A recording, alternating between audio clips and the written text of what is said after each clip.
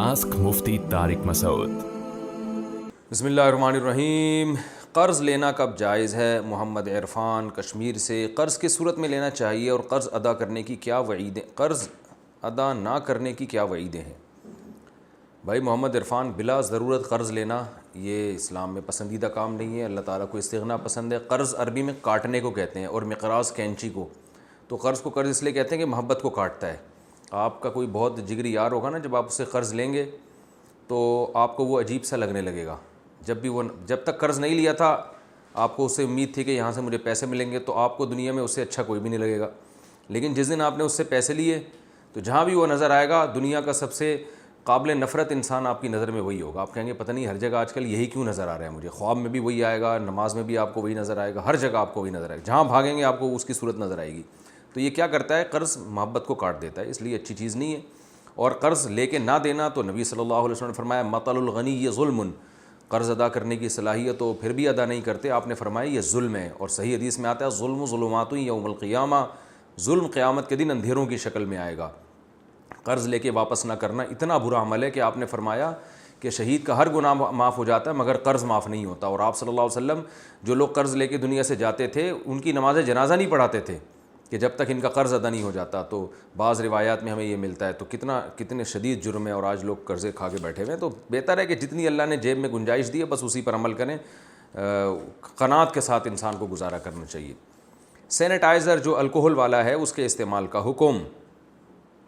آج کل سینیٹائزر استعمال کرنے پر زور دیا جا رہا ہے، لیکن اس میں تقریباً 50% الکوہل شامل ہوتی ہے. تو شرعی لحاظ سے اس کے استعمال کا حکم کیا جائز ہے. یہ جو الکوہل استعمال ہوتی ہے نا، جو کھجور انگور کی شراب کے علاوہ جو الکوہل ہوتی ہے، یعنی کھجور انگور کے علاوہ جو الکوہل ہوتی ہے، تو وہ الکوہل کا خارجی استعمال جائز ہے. تو آج کل الکوہل کھجور انگور سے نہیں بنتی، تو اس لیے یہ جائز ہے اس کا خارجی استعمال. کھاتا تو ویسے بھی کوئی نہیں ہے اس کو. سحری کے وقت حالت جنابت ہو تو روزے کا حکم. اگر کسی پر غسل فرض ہو اور وہ سحری کے وقت گلے اور ناک میں پانی ڈالے اور غسل 10 بجے یا دوپہر میں کرے تو کیا یہ صحیح ہے؟ اس سے روزے پر تو کوئی فرق نہیں پڑے گا. محمد آفاق کوہاٹ. نہیں، روزے پر کوئی فرق نہیں پڑے گا. حالت جنابت میں بھی روزہ ہو جاتا ہے لیکن نماز نہیں ہوتی. تو اس شخص کو کبیرہ گناہ ہے نماز، فجر کی نماز جو اس نے چھوڑی ہے. تو اس لیے یہ کہ ناک میں پانی اس وقت ڈال رہا ہے، 10 بجے نہا رہا ہے، یہ کوئی سمجھ میں آنے والی بات نہیں ہے. تو بے شک آپ سحری کر لیں، اور سحری کرنے کے بعد روزے کی نیت کر لیں، پھر فجر کی نماز پڑھنے سے پہلے آپ مکمل غسل کریں اور نماز پڑھیں.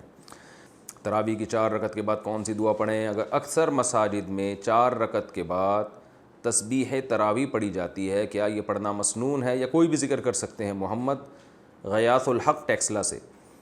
4 رکعت کے بعد یہ جو تراویح کی مخصوص دعا ہے وہ مجھے تو یاد بھی نہیں ہے، چونکہ ثابت ہی نہیں ہے تو ہم نے یاد بھی نہیں کیا. وہ ذل جبروت والملکوت اس طرح کے کچھ الفاظ پڑھتے ہیں لوگ، تو یہ کسی بھی حدیث سے ثابت نہیں ہے. تو کوئی بھی ذکر کیا جا سکتا ہے، چپ بھی بیٹھا جا سکتا ہے. اسلاف سے یہ بات ثابت ہے کہ وہ 4 رکعتوں کے بعد تھوڑا آرام کیا کرتے تھے، وقفہ کیا کرتے تھے. اس وقفے میں آپ کچھ بھی کر سکتے ہیں. روزے میں خون ٹیسٹ کرانے کا حکم. کیا روزے کی حالت میں خون عطیہ کر سکتے ہیں؟ نیز کسی بیماری کی وجہ سے لیبارٹری ٹیسٹ کے لیے خون دے سکتے ہیں؟ انجم نذیر. روزے میں خون لگوا بھی سکتے ہیں، دے بھی سکتے ہیں، اس سے روزہ نہیں ٹوٹتا. روزے میں سرما تیل اور خوشبو کا استعمال. کیا روزے کی حالت میں سرما تیل اور خوشبو استعمال کر سکتے ہیں؟ جی ہاں بھائی کر سکتے ہیں. یہ کس نے پوچھا؟ شیز امیر نے. شیز امیر ہے، پتہ نہیں شیز امیر ہے. روزے میں مسواک کرنا جائز ہے؟ روزے کی حالت میں مسواک کرنا جائز ہے؟ ساجد خان بنو. جی ہاں روزے کی حالت میں مسواک کر سکتے ہیں. اور روزے کی حالت میں مسواک کے دوران غلطی سے اگر مسواک کا جو ریشہ ہے وہ حلق میں چلا بھی جائے تو بھی روزہ نہیں ٹوٹتا. احتیاط کرنی چاہیے، لیکن اگر چلا بھی گیا تو روزہ نہیں ٹوٹتا. کیا ٹوتھ پیسٹ کرنے سے روزہ ٹوٹ جاتا ہے؟ طاہر انصاری پیرس سے پوچھتے ہیں. ٹوتھ پیسٹ کرنے کی وجہ سے روزہ تو نہیں ٹوٹے گا، نہیں ٹوٹے گا، لیکن ٹوتھ پیسٹ کرنا مکروہ ہے کیونکہ اس میں اس بات کا قوی خطرہ ہوتا ہے کہ یہ جھاگ آپ کے جو ہے نا حلق تک پہنچ جائے، اس لیے ٹوتھ پیسٹ نہیں کرنا چاہیے، لیکن روزہ نہیں ٹوٹے گا. بیوی صاحب نصاب ہو تو شوہر پر زکوٰۃ فرض ہوگی. محمد شاہد دہلی سے. میرے پاس صرف 10,000 روپے ہیں جبکہ میری بیوی کے پاس اتنا زیور ہے جو صاحب نصاب کے برابر ہے، تو مجھ پر بھی زکوٰۃ ہوگی یا صرف بیوی پر ہوگی؟ بھائی جان آپ کی بیوی پر زکوٰۃ ہوگی، آپ پر نہیں ہوگی. اور بیگم صاحبہ کہتی ہیں میں کہاں سے دوں؟ تو ان سے کہیں کہ پورے سال اپنی جیب خرچی سے جمع کیا کریں، اپنی ذمہ داری پر یہ بات کہیے گا آپ. یتیم بچے مالدار ہوں تو زکوٰۃ کا حکم. اگر یتیم بچے صاحب نصاب ہوں تو کیا ان پر زکوٰۃ فرض ہوگی؟ سبطین ستی. بھائی یتیم بچے جو نابالغ ہیں، ظاہر ہے یتیم نابالغ ہی ہوتے ہیں، جو نابالغ بچے ہیں ان پر زکوٰۃ نہیں ہوتی، نہ لڑکی پر نہ لڑکے پر، زکوٰۃ صرف بالغوں پہ فرض ہے، تو چاہے وہ کتنے ہی مالدار ہوں ان پہ زکوٰۃ فرض نہیں ہوتی۔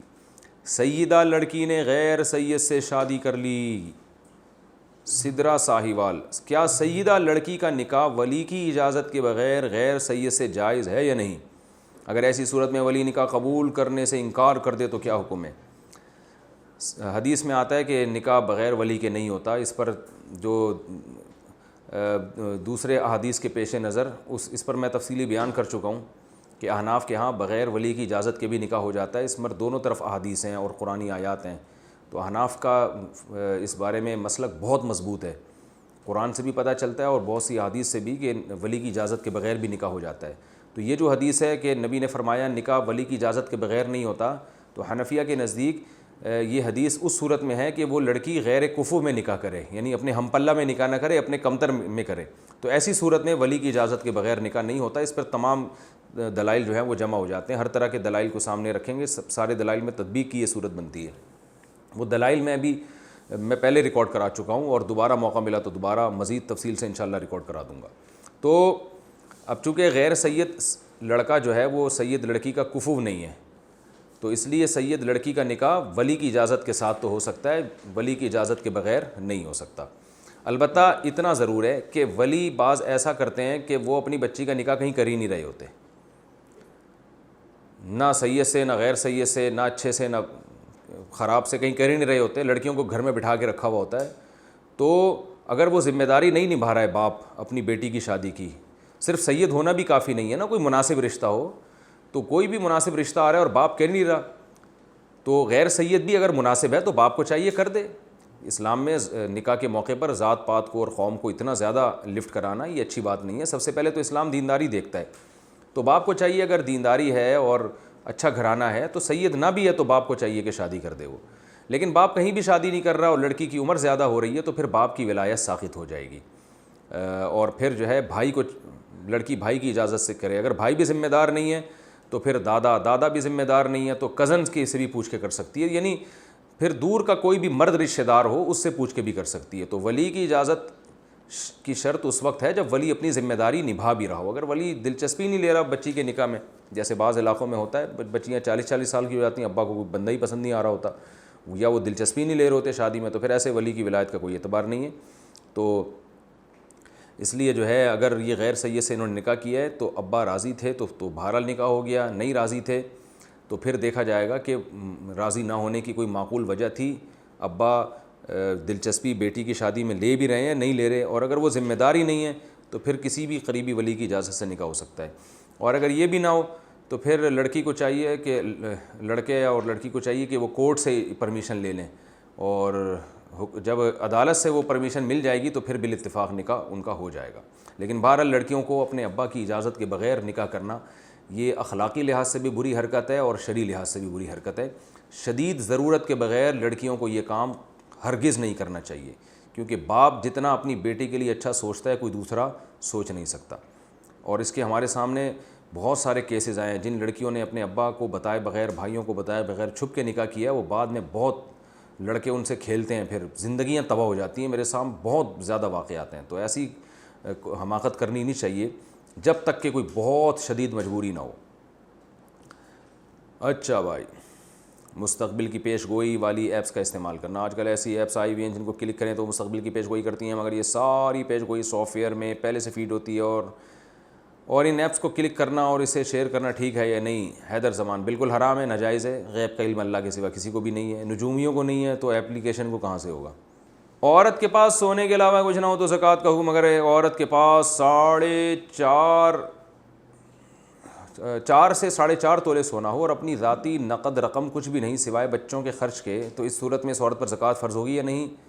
بختاج دبئی سے، بچوں کے لیے جو رقم آپ نے اپنے پاس رکھی ہوئی ہے تو وہ رقم بھی تو آپ ہی کی ملکیت میں ہے نا، تو اس لیے پھر 52.5 تولے چاندی کا حساب ہوگا، 7.5 تولے سونے کا حساب ہوتا ہے جب آپ کے پاس 1 روپیہ بھی نہ ہو اس کے علاوہ، اور نہ چاندی ہو نہ تجارتی مال ہو، اور ایسا ہوتا نہیں ہے عام طور پر، کچھ نہ کچھ تو ہو ہی جاتا ہے، تو اس لیے 52.5 تولے چاندی کا حساب ہوگا، لیکن بہرحال اگر کچھ بھی نہیں ہے تو پھر 7.5 تولے سونا۔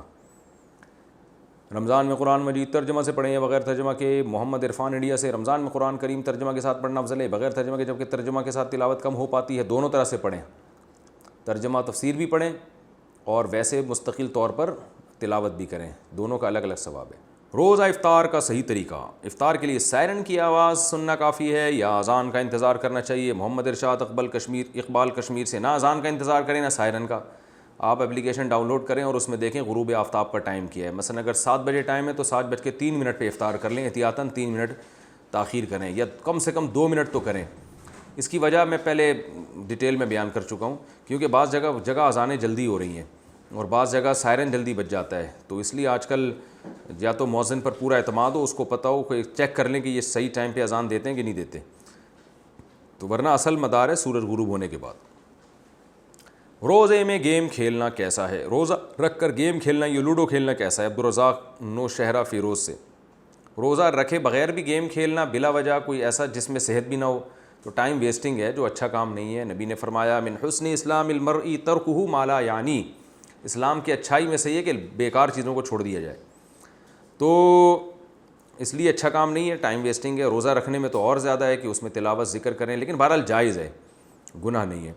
اور لوڈو اگر آپ کھیل رہے ہیں اپنے بچوں کے ساتھ، بیوی کے ساتھ، اور تھوڑی سی گیدرنگ ہو جا رہی ہے اس بہانے اور محبت بڑھ رہی ہے، تو انشاءاللہ امید ہے ثواب بھی مل جائے گا۔ کیا الٹی سے روزہ ٹوٹ جاتا ہے؟ روزے میں الٹی آ جائے تو کیا کریں؟ احسان اللہ، صبر کریں، اور کیا کریں گے بھائی، اب سیدھا تو کر نہیں سکتے اس الٹی کو آپ کا مقصد یہ کہ الٹی آ جائے تو کیا روزہ ٹوٹ جائے گا، شاید یہ پوچھنا چاہ رہے ہیں، مگر سوال میں پوچھا نہیں ہے آپ نے۔ تو روزے میں الٹی آنے سے روزہ ٹوٹتا ہے 2 شرطوں کے ساتھ۔ ایک، آپ نے خود حلق میں انگلی ڈال کے یا کسی طریقے سے الٹی کی ہو، اور الٹی بھی بہت بھاری بھرکم الٹی ہو، منہ بھر کے ہو، یعنی جسے روکنا ممکن ہی نہ ہو، اس صورت میں روزہ ٹوٹتا ہے۔ اور اگر آپ نے خود سے منہ بھر کے الٹی نہیں کی، الٹی ہوئی ہے خود بخود ہوئی ہے لیکن آپ نے نگل لیا اس کو، تو بھی روزہ ٹوٹ جاتا ہے۔ اور باقی کسی صورت میں روزہ نہیں ٹوٹتا، مثلا منہ بھر کے الٹی نہیں ہوئی تو بھی روزہ نہیں ٹوٹتا، تھوڑی سی الٹی ہوئی آپ نے اس کو نگل لیا، اس سے بھی روزہ نہیں ٹوٹتا۔ روزے میں حجامہ کروا سکتے ہیں کیا؟ روزے کی حالت میں حجامہ کروایا جا سکتا ہے؟ اویس رئیس خان، جی کروایا جا سکتا ہے، لیکن حدیث میں ایک روایت میں اس کو مکروہ یعنی کہا ہے کہ اس سے روزہ ٹوٹ جاتا ہے، تو علماء نے دونوں حجامہ روزے میں ثابت بھی ہے، دونوں میں تطبیق اس طرح دی ہے کہ روزے کی حالت میں جب حجامہ کروائیں گے تو کمزوری کا خطرہ ہوتا ہے، تو اس بات کا خطرہ ہوتا ہے کہ پتہ نہیں آپ روزہ کمپلیٹ کر بھی سکیں کہ نہ کر سکیں، تو اگر کوئی خطرہ نہیں ہے تو کروا سکتے ہیں۔ 2 بیویوں میں نان نفقہ کیسے تقسیم کریں؟ میرا دوسری شادی کا ارادہ ہے، پہلی شادی کو 7 سال ہو گئے ہیں، کیا دوسری شادی کے لیے بھی پہلی شادی جتنا مہر ہوگا یا لڑکی والوں کی ڈیمانڈ کے مطابق ہوگا؟ نیز 2 بیویوں کے درمیان نان نفقہ کا کیا طریقہ ہوگا؟ عبدالوحید، یہ بڑے بہادر ہیں، انہوں نے اپنا نام بھی شو کیا، لیکن اتنے بہادر بھی نہیں ہے کہ اپنی لوکیشن شو کر دیں گے، پکڑے جائیں گے تو بولیں گے میں یہ وہ والا عبدالوحید نہیں، وہ دوسرا والے عبدالوحید ہوں میں۔ بہرحال دیکھیں، دوسری بیوی کا مہر الگ ہوگا جتنا ان کا مطالبہ ہو، مہر میں برابری نہیں ہوتی، مہر تو ہر ایک کا اپنی ڈیمانڈ پر ہوتا ہے۔ باقی نان نفقہ کیسے تقسیم کریں؟ تو نان نفقے میں جو خشک راشن ہے، سبزی ہے، دال ہے، گوشت ہے، یہ تو سب گھروں میں برابر ہی آئے گا جتنے افراد ہوں، اور اگر کسی گھر میں زیادہ افراد ہوں تو اس کے حساب سے زیادہ آئے گا۔ تو نان نفقے میں بس اتنی برابری ضروری ہے کہ ہر گھر میں مناسب نان نفقہ پہنچائیں۔ اب ظاہر ہے کوئی زیادہ کھاتا ہے کوئی کم کھاتا ہے، یہ تھوڑی کہ 1-2 روٹیاں اس بیوی کو کھلا رہے ہیں تو 2 ہی اس کو کھلائیں، وہ اگر 3 کھاتی ہے تو اس کو 3 کھلانی پڑیں گی، وہ اگر 1 پہ پیٹ بھر جاتا ہے تو اس کے لیے 1 کافی ہے۔ تو نان نفقے میں برابری کا مطلب یہ ہوتا ہے کہ جس اسٹینڈرڈ کا نان نفقہ اس کو دے رہے ہیں اسی اسٹینڈرڈ کا اس کو بھی دیں، بس اتنا کافی ہے۔ کوانٹٹی کے لحاظ سے اس میں کمی بیشی ہر ایک کی ضرورت کے لحاظ سے ہو سکتی ہے، تو بس آپ نے یہ کرنا ہے بھائی کہ جس کوالٹی اور اسٹینڈرڈ کا اس کو دے رہے ہیں تو اسی کوالٹی اور اسٹینڈرڈ کا اس کو بھی دیں، یہ نان نفقہ کافی ہے۔ اس طرح سے نان نفقہ تقسیم ہوگا۔ یہاں اگر پھل لے آتے ہیں تو وہاں بھی فروٹ لے کر آئیں، ٹھیک ہے نا، کبھی یہاں آپ پیزا منگوا لیتے ہیں تو پھر اس بیگم کے لیے بھی پیزا یا اسی مالیت کی کوئی چیز جو اس کو پسند ہو، تو اس طرح سے ایکویلٹی آپ نے کرنی ہے۔ کیا تراویح پڑھا کر تحائف لے سکتے ہیں؟ اگر ہم کسی کے گھر پر تراویح پڑھا رہے ہیں تو وہاں سے پیسے اور تحائف لینا جائز ہے جبکہ پہلے سے طے نہ ہو۔ تنزیل اختر، دیکھیں یہ جو قاریوں کی اجرت طے کی جاتی ہے یہ بالکل ناجائز ہے.